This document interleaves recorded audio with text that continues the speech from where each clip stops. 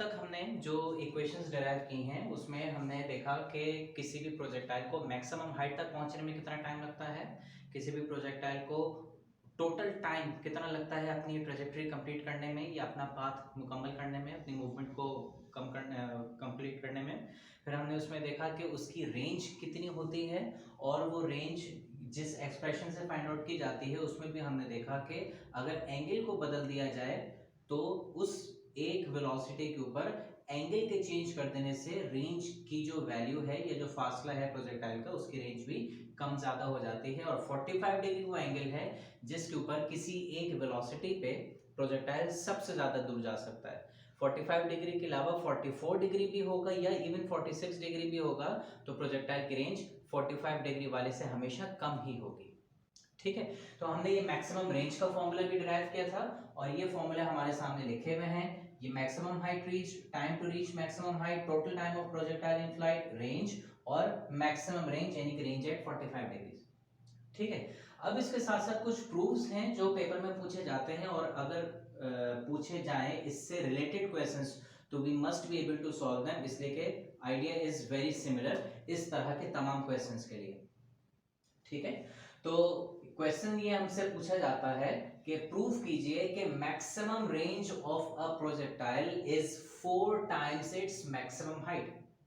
दोनों maximum displacements horizontal और vertical के दरमियान एक रिलेशन होता है क्या कि मैक्सिमम हॉरिजॉन्टल डिस्प्लेसमेंट जिसे हम मैक्सिमम रेंज का नाम दे रहे हैं वो प्रोजेक्टाइल की मैक्सिमम हाइट का 4 गुना होता है, यानी कि 4 टाइम्स द मैक्सिमम हाइट। जितना फासला बनेगा प्रोजेक्टाइल मैक्सिमम उतनी दूर जा सकता है।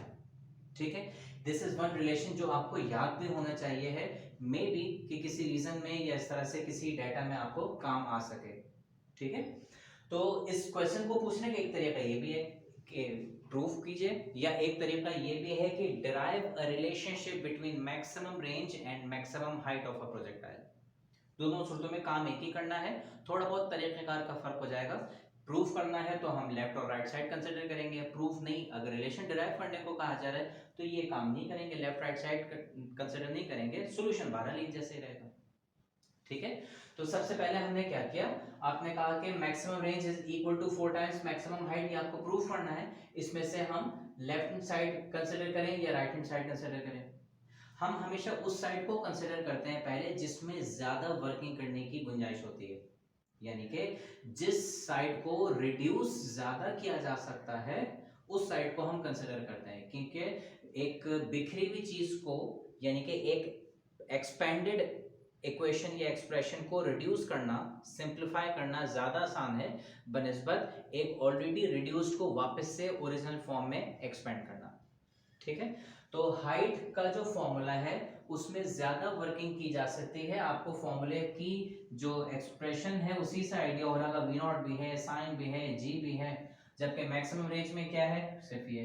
तो it's a very reduced formula maximum range का, तो इसको एक्सपेंड करना ज्यादा मुश्किल होगा बनिस्बत हाइट के फॉर्मूले को जिसको हमें रिड्यूस करना है सिंप्लीफाई करके, वो हमारे लिए ज्यादा आसान है। तो हमने राइट हैंड साइड को कंसीडर कर लिया क्योंकि इसमें वर्किंग ऑप्शन ज्यादा है हमारे पास।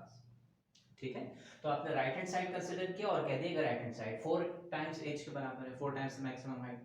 मैक्सिमम हाइट की जगह उसकी वैल्यू यानी कि उसका फॉर्मूला हमने सब्स्टिट्यूट किया, v नॉट का स्क्वायर sin का square upon twice of g, ये वैल्यू आपने इसके सब्स्टिट्यूट करा दी। 2 से इस 2 को हम अगर कैंसिल कर लेते हैं तो ये हो गया 2 1 जा और 2 2 जा, तो ये बन गया हमारे पास 2 v naught square sin square upon g। ठीक है, अगले स्टेप में हम क्या कर सकते हैं, अगले स्टेप में हम ये देखने जा रहे हैं कि इसमें मजीद और क्या सॉल्व करें। तो हमें ये आइडिया आया कि ये मैक्सिमम हाइट को किसके बराबर लेके जाना है, मैक्सिमम रेंज। और मैक्सिमम रेंज की कंडीशन होती है क्या कि उसमें थीटा 45 डिग्री का, ये आपको पता है। Other than maximum range theta की कोई दूसरी वैल्यू हो सकती है, but for maximum range we know theta is equal to 45 degree. सही है, तो नोइंग दिस हमने यहाँ पे थीटा की जगह 45 पुट कर दिया because we are required to prove this right hand side equal to R maximum range. तो थीटा को 45 पुट किया तो साइन थीटा साइन 45 बन गया। वैल्यू के मुताबिक साइन 45 का स्क्वायर है तो हमने साइन 45 की value which is 0.707 in decimals या 1/√2 in fraction, we know it. तो 1/√2 इसकी वैल्यू हो गई, ये वैल्यू का स्क्वायर हो गया। अगले स्टेप में इस स्क्वायर से ये स्क्वायर रूट कट जाएगा, तो ये हमारे पास सिर्फ 2 बच जाएगा। उसके नेक्स्ट स्टेप में इस 2 से ये 2 कट गया। v0 स्क्वायर अपॉन जी हमारे पास एज इट इज चलता आ रहा था, क्योंकि इसमें मजीद सिंपलीफाई करने को कुछ था नहीं। फाइनली 2 और 2 कैंसिल होने के बाद हमारे पास एक्सप्रेशन बच गई v0 square upon g, which is exactly we know the formula for maximum range। अब हमने इक्वेशन को यहाँ किया लेवल, और राइट साइड के बाद लेफ्ट साइड को कंसीडर करके आरमैक्स की जगह सिंपली उसका फॉर्मूला ले, तो ये हमने आरमैक्स की जगह उसका फॉर्मूला लेके उसको इक्वेशन 2 बना दिया, और प्रॉपर फॉर्मेट के जरिए फॉर्मली प्रूफ को अब हम कंक्लूड कर रहे हैं। क्या तरीकेकार है कंक्लूड का? आपने कहा कि दोनों इक्वेशंस को लेफ्ट साइड और राइट साइड जिसके बराबर है कंपेयर करो, तो आपने लिखा कंपेयरिंग इक्वेशंस 1 एंड 2। कंपेयर करने के बाद हमें ये नजर आ रहा है कि राइट साइड का आंसर भी v0 square upon g, left side का आंसर भी v0 square upon g. In short left hand side is equal to right hand side.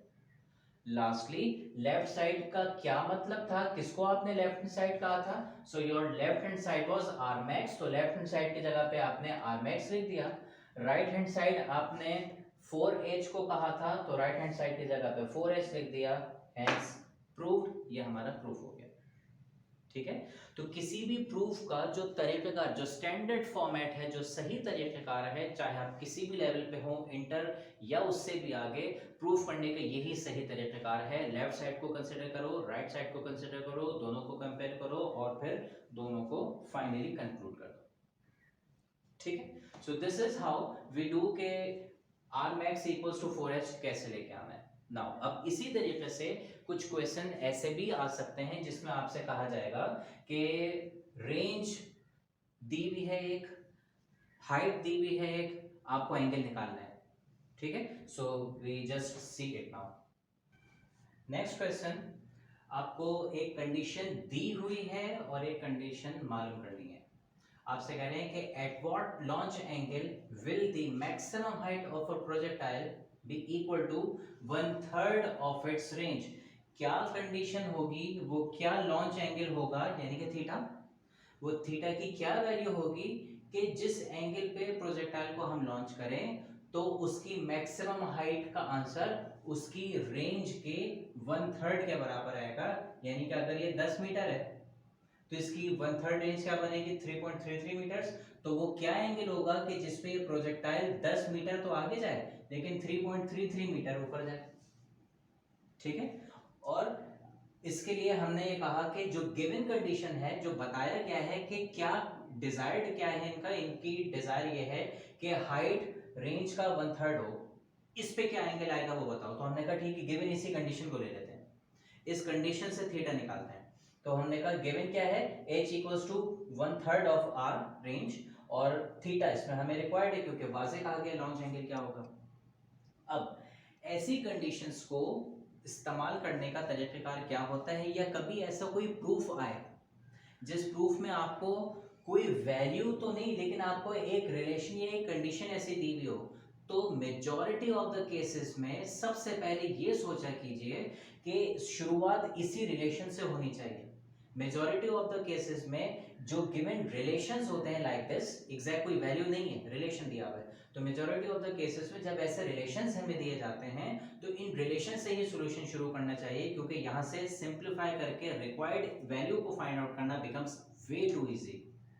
ठीक है, तो यहाँ पे भी हम ये करते हैं, गिवन क्या है, h equals to 1/3 of r, h की जगह h का फॉर्मूला, r की जगह r का फॉर्मूला हमने सब्स्टिट्यूट करवाया, v0 square sin square upon 2g h की जगह पे, और रेंज की जगह पे रेंज की value v0 square sin 2 theta upon g। अब इस v0 के स्क्वायर से v0 कैंसिल हो गया, तो ये हम, और g से g कैंसिल हो गया, तो sin स्क्वायर अपॉन 2 ये बच गया, और 1/3 as it is sin 2 theta की जगह पे मैंने उसका फॉर्मूला पुट करा दिया, which is 2 sin theta cos theta. अगले स्टेप में क्या हो सकता है, अगले स्टेप में दो काम हो रहे हैं, sin से sin के ये स्क्वायर की एक वैल्यू कट जाएगी। ठीक है, और हम क्या कर रहे हैं कि ये जो cos थीटा बचा, अब थीटा यहाँ पे भी आ रहा है, थीटा यहाँ पे भी आ रहा है, आपको थीटा निकालना है। ये बात हमने लास्ट लेक्चर में की थी कि थीटा डिस्पर्स्ड नहीं होना चाहिए, थीटा फाइंड आउट करने के लिए सारा थीटा एक जगह होना चाहिए। तो ये cos को भी इधर लेके आ जाए या sin को भी इधर लेके चले जाए, मैंने cos को इस साइड पे मूव करवा लिया तो ये cos थीटा है, यहाँ मल्टीप्लाई हो रहा है, डिवाइड हो जाएगा इस तरफ, और ये 2 जो है डिनोमिनेटर में, इसको हमने वहां भेज दिया तो ये इस 2 से मल्टीप्लाई हो जाएगा, तो 2 × 2 4 अपॉन का 3 एज इट इज, ये cos इधर आके बन गया sin upon cos। sin upon cos को तो हम टेंजेंट थीटा लिखते हैं, तो ये हमारे पास वैल्यू आ गई tangent theta equals to 4/3। Now this is what we were talking about कि दो अलग-अलग फंक्शन से थीटा निकालने के बजाय बेहतर है कि उनको एक फंक्शन में ट्रांसफॉर्म कर दें। अब थीटा कैलकुलेट करने के लिए सिर्फ एक इनवर्स लेना है टेंजेंट का, अदरवाइज यहां से हम करते तो साइन से थीटा निकालने के लिए साइन इनवर्स अलग लेना पड़ता, कॉस से निकालने के लिए कॉस इनवर्स अलग लेना पड़ता, that would have been way too complex for us. तो हमने कहा कन्वर्ज कर दिया टेंजेंट थीटा में, तो टेंजेंट थीटा में से टेंजेंट को खत्म करने के लिए क्या करेंगे, टेंजेंट का इनवर्स ले लेते हैं। तो इनवर्स हमने दोनों साइड पे लिया, तो इस टेंजेंट इनवर्स ने इस टेंजेंट का इफेक्ट कैंसिल कर दिया, और ये टेंजेंट इनवर्स यहाँ 4/3 के साथ अप्लाई हो जाएगा। तो कैलकुलेट करने पे इसका आंसर बनता है 53.13 डिग्रीज, which means कि if a projectile is launched at 53.13 degrees, only then its maximum height would be equal to 1/3 of the maximum, 1/3 of the range of the projectile। ठीक है, अब इसी तरह से आई होप ये क्लियर आपको हुआ हो इसका सॉल्यूशन और ये कंसेप्ट। और इसी तरह से आपको कोई भी रिलेशन दे दें, हाइट और टाइम के दरमियान भी दी जा सकती है, आपको रेंज और हाइट के दरमियान भी 1/3 नहीं, आपको 2/3 कह सकते हैं। आपको जिस तरह पिछले वाले में था कि हाइट जो है वो 1/4 है रेंज का, या रेंज जो है वो 4 टाइम्स मैक्सिमम हाइट है। ठीक है, तो ये रिलेशंस जैसे आपको सवाल में दिए जाए, उन रिलेशंस को फॉर्म करके हमें सिंप्लीफाई करना होता है। ठीक है, तो ये हो गया। अब इसमें एक साइंटिफिक रीजन और है। ठीक है, वो साइंटिफिक रीजन समझने के लिए हमें पहले थोड़ी सी प्रोजेक्टाइल की एक फिलॉसफी को और समझना है। ठीक है, और उसके बाद फिर हम उस रीजन को पढ़ेंगे, उसको प्रूफ करेंगे कि ऐसा क्यों है। अच्छा जी, हम ये जानते हैं कि प्रोजेक्टाइल को जब हम लॉन्च करते हैं मुख्तलिफ एंगल्स पे, तो एक एंगल ऐसा होता है 45 डिग्री का जिसके ऊपर प्रोजेक्टाइल सबसे ज्यादा दूर जाता है। सपोज हमने इस प्रोजेक्टाइल को किसी एंगल से लॉन्च किया, थोड़ा सा आगे जाएगा, कुछ रेंज, कुछ थोड़ी सी हाइट इसकी होगी, फिर हमने इसका एंगल थोड़ा सा और बढ़ाया, तो थोड़ा सा और बढ़ाया तो ये थोड़ा सा और आगे चला गया। हमने मजीद एंगल बढ़ाया तो सपोज ये सबसे ज्यादा आगे चला गया, दिस इज 45 डिग्री वाला एंगल, लेट सपोज मान लेते हैं इसको, ये 45 डिग्री वाला है। ठीक है, अब इस 45 डिग्री से जब मजीद हम बढ़ाते हैं एंगल, तो हमें ये नजर आता है कि ये प्रोजेक्टाइल ऐसे जाके पीछे की तरफ लॉन्च करे गिरेगा, मजीद 45 से आगे नहीं जा पाता। ये हम इस चीज को प्रैक्टिकली खुद भी बासानी इमेजिन कर सकते हैं। जैसे बॉल को मैं ऐसे लेकर अगर थ्रो करूं कुछ छोटे से एंगल, जैसे ये ग्राउंड है, इस ग्राउंड से मैंने इसको थोड़ा सा एंगल दिया, कुछ आगे जाके गिरेगा। अगर मैं बहुत ज्यादा एंगल बढ़ा दूं तो उसमें भी ये वर्टिकल डिस्टेंस तो ज्यादा कवर करेगा, लेकिन ग्राउंड डिस्टेंस इतना कवर नहीं करेगा। तो ऐसा पॉसिबल होता है, और ऐसा होता है कि जब हम किसी प्रोजेक्टाइल को एंगल जब हम 45 से कम रखते हैं तो प्रोजेक्टाइल आगे जाता जाता है, 45 पे वो सबसे ज्यादा आगे चले जाता है। 45 से जो ही एंगल को हम बढ़ा के 46 47 करते हैं, अब वो मजीद आगे जाने के बजाय पीछे ही नहीं फॉल करेगा। पीछे नहीं फॉल करेगा तो इसका मतलब ये है कि कोई ऐसी वैल्यू मजीद होगी जिस पे वो 45 से छोटे एंगल पे भी गिरा होगा कहीं, लाइक दिस। ठीक है, और एंगल बढ़ा दिया हमने तो और ज्यादा इसकी हाइट तो बढ़ गई, लेकिन ये रेंज मजीद इसकी कम हो गई, यानी कि जो हॉरिजॉन्टल डिस्टेंस इसका है वो और ज्यादा कम हो गया। हत्ता कि फिर जब हम इसको बिल्कुल 90 डिग्री पे थ्रो कर देते तो यहीं से वापस ऐसे गिर जाता है। तो हम ये देख रहे हैं कि ये रेंज की जो वैल्यू है, ये रेंज की वैल्यू रिपीट हो रही है दो अलग अलग एंगल्स के ऊपर, यानी कि ये रेंज जो हमें मिली है यहां से यहां तक रेंज को अगर मैं R1 का नाम दूं तो ये R1 मुझे दो एंगल्स पे मिल रहा है, एक एंगल 45 से छोटा वाला और एक यही वाला एंगल, यानी कि 45 से इतना बड़ा वाला। इसी तरीके से ये वाली रेंज को अगर हम देखें, इस पॉइंट वाली, इफ आई से दिस रेंज एज R2, तो R2 भी हमारे पास दो दफा रिपीट हो रही है, यानी कि एक दफा R2 इस एंगल पे रिपीट हो रही है और एक दफा R2 यानी कि ये वाला प्रोजेक्टाइल और एक दफा ये वाला प्रोजेक्टाइल। ठीक है, तो हमें ये समझ आता है कि रेंज R1 हो या R2 एक एंगल पे यूनिक नहीं आती, बल्कि ये रेंजेस दो अलग अलग एंगल्स पे रिपीट होती हैं। In short, what I'm trying to say is there are two launch angles which give us the same range, या there are two launch angles for a single range। किसी भी range के लिए दो launch angles possible हैं, या एक range की वैल्यू दो दो एंगल्स पे आ सकती है। एक एंगल उसमें 45 से छोटा वाला होता है, एक एंगल उसमें 45 से बड़ा वाला होता है। ठीक है, और ऐसा देखा क्या गया कि जो रेंज हमें सपोज 15 डिग्री के ऊपर मिलती है, वही रेंज हमें 90 के ऊपर भी 75 के ऊपर भी मिलती है। जो रेंज हमें 60 के ऊपर मिलती है, वही रेंज हमें 30 के ऊपर भी मिलती है। जो रेंज हमें 20 पे मिलती है, वही रेंज हमें 70 पे भी मिलती है, एंड सो ऑन। तीनों चारों एग्जांपल्स में आपको ये आइडिया हो रहा है कि टोटल सम कितना बन रहा है, 90। टोटल सम कितना बन रहा है, 90। इसका भी सम कितना बना, 90। यानी कि एक रेंज के लिए दो दो लॉन्च एंगल्स पॉसिबल हैं। एक रेंज तक फेंकने के लिए प्रोजेक्टाइल को दो मुमकिन तरीकों से एंगल पे फेंका जा सकता है। और एग्जैक्टली कितना होगा, एक एंगल अगर थीटा है तो दूसरा एंगल बन जाएगा 90 माइनस थीटा। ये अगर थीटा है तो 75 इज 90 माइनस 15। ये एंगल अगर थीटा है 60 डिग्रीज का, तो ये एंगल है 90 माइनस थीटा, यानी कि 90 माइनस 60। ये एंगल अगर 20 डिग्रीज थीटा है तो ये एंगल बनेगा 90 माइनस 20 विच इज 70। ठीक है, और इन दोनों का सम क्योंकि प्लस होके 90 आ रहा है, इसलिए इनको कॉम्प्लीमेंट्री एंगल्स भी कहते हैं। यानी कि जो लॉन्च एंगल्स होते हैं वो कॉम्प्लीमेंट्री होते हैं, यानी कि ये जो दो पॉसिबल लॉन्च एंगल्स हैं जिन पे सेम रेंज हमें मिलेगी, ये कॉम्प्लीमेंट्री एंगल्स हैं, यानी कि उन दोनों एंगल्स को सम करेंगे तो हमेशा 90 आंसर आएगा। ठीक है, अब हमें ये देखना है कि ऐसा क्यों है, या यूं कहिए कि आपको कहा जा रहा है कि प्रूव कीजिए कि वाई जेड सो। दो अलग अलग बातें हैं। पहले तो आपसे कह रहे हैं कि प्रूव करें कि ऐसा क्यों है, या बताइए, एक्सप्लेन करें, रीजन दीजिए इस चीज का कि ऐसा क्यों है, क्यों दो अलग अलग लॉन्च एंगल्स पे एक ही रेंज आ रही है। ठीक है, और दूसरे तरीके से इस सवाल को पूछने का अंदाज ये होगा कि साबित करें कि एक रेंज के लिए दो एंगल्स मुमकिन है। तो हम पहले इसकी एक्सप्लेनेशन देखते हैं, उसके बाद फिर हम उसका प्रूफ देखेंगे। एक्सप्लेनेशन इसकी बड़ी सिंपल सी है। रेंज की बात हो रही है तो अगर हम रेंज का फॉर्मूला लिखें तो रेंज का फॉर्मूला हम जानते हैं, this is v naught square sine 2 theta upon जी।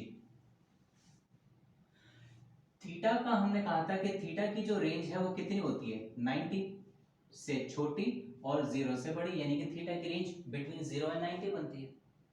उस हिसाब से साइन 2 थीटा की रेंज कितनी बन जाएगी, साइन 2 थीटा की जो रेंज बन जाएगी वो 2 टाइम्स 90 यानी कि 180 और 0, 2 टाइम्स 0। ठीक है, मैं इसको 2 थीटा यहां पे लिख रहा हूं, और साइन 2 थीटा का जो आंसर बनेगा, अगर 180 है तो 0, और अगर 45 है तो 90 पे 2 टाइम्स 45 90 1, यानी कि हम ये जानते हैं कि साइन थीटा की जो वैल्यू होती है इस तरह से साइन वेव बनती है, ये वैल्यू रिपीटिव होती है, ये वैल्यू +1 है, ये वैल्यू -1 है, ये 0 है। ठीक है, तो जितना भी एंगल बढ़ जाए 1 से बड़ा साइन थीटा का आंसर हो ही नहीं सकता, चाहे 2 थीटा लिख दें आप, 10 थीटा लिख दें या 200 थीटा लिख दें, आंसर उस साइन 200 थीटा का भी मैक्सिमम कितना आ सकता है, 1 आ सकता है। ठीक है, ओके, तो ये हमारे पास रेंज के फॉर्मूले में एंगल का डबल करने के बाद कितना स्पेस बन जाता है, 180 डिग्री तक का बन जाता है। ठीक है, और उसके मुकाबले में दीगर फॉर्मूलों को अगर आप देखें, चाहे हाइट को देखें उसमें साइन 1 थीटा है, चाहे टाइम को देखें टोटल टाइम हो या time to reach maximum height हो, सिंगल थीटा है, sine 1 theta 1 theta 1 theta. Range is the only formula जहां पे एंगल डबल हो जाता है, साइन का आर्गुमेंट हम कहते हैं इसको। तो ये साइन का आर्गुमेंट यानी कि एंगल जो है वो डबल हो जाता है, तो उसकी रेंज भी एंगल की 0 से 90 के बजाय वो बढ़ के 180 हो जाती है। अब 180 में क्या स्पेशलिटी है, हम ये देखते हैं कि 180 जब बनता है, ये साइन की वेव है, इसको अगर मैं ऐसे बड़ा करके ड्रॉ करूं, ये वैल्यू उसमें 0 डिग्री की होती है, ये वैल्यू 90 डिग्री के ऊपर होगी 1, ये वैल्यू 0 होगी 0 डिग्री के ऊपर, और ये वाली वैल्यू -1। ठीक है, 0 90 और ये एंगल आ जाएगा हमारे पास 180 के ऊपर, ये एंगल हमारे पास आ जाएगा 270 के ऊपर, ये वैल्यू हमारे पास फिर वापस से रिपीट हो जाएगी 360 के ऊपर, और इसी तरीके से हम बढ़ाते चले जाएंगे 90 90 के ऊपर, ये वैल्यूज आ जाएंगी। तो आपको ये नजर आ रहा है कि 180 डिग्री बन जाने की वजह से इसका स्कोप कितना बढ़ गया एंगल का, यहां से लेके यहां तक। ठीक है, इस वैल्यू में अगर मैं किसी एक एंगल को देखूं, सपोज ये वाला एंगल, इस वाले एंगल पे लेट्स से ये 30 डिग्री अगर है और 30 डिग्री पे इसकी वैल्यू आ रही है 0.5, तो ये 0.5 वैल्यू एक एंगल के ऊपर और आ रही है जो कि बनता है 150 डिग्रीज, और ये 150 डिग्री 180 के अंदर आ रहा है। 180 के अंदर आने की वजह से यही 0.5 डिग्री वैल्यू आपको sin 2 थीटा के अंदर 2 दफा रिपीट होगी, 1 टाइम्स वो 30 डिग्री पे रिपीट आपको मिलेगी, और अगली दफा सेकंड टाइम वो आपको 150 डिग्री पे रिपीट होती हुई मिलेगी। ठीक है, इसी तरीके से अगर ये वाली वैल्यू देख लीजिए विच इज लेट्स से 0.866 1/√3, तो ये वैल्यू आपको जो sin 60 के ऊपर मिल रही है, ये वैल्यू आपको sin 120 डिग्री पे भी मिलेगी, इसका आंसर भी 0.866 बनेगा यानी कि 1/√3।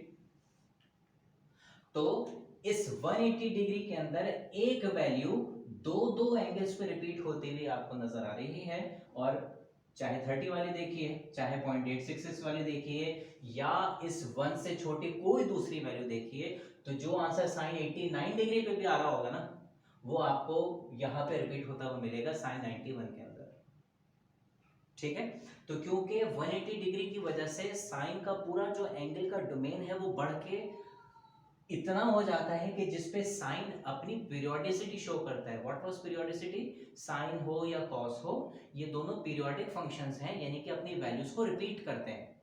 ठीक है, तो साइन थीटा के अंदर 180 डिग्री इतना बढ़ जाता है, रेंज या उसकी वैल्यू इतनी बढ़ जाती है, स्कोप या डोमेन इतना बढ़ जाता है एंगल का, ये एंगल की स्पेस कहीं इतनी बढ़ गई कि इसके ऊपर साइन अपनी वैल्यू को रिपीट करना शुरू कर देता है।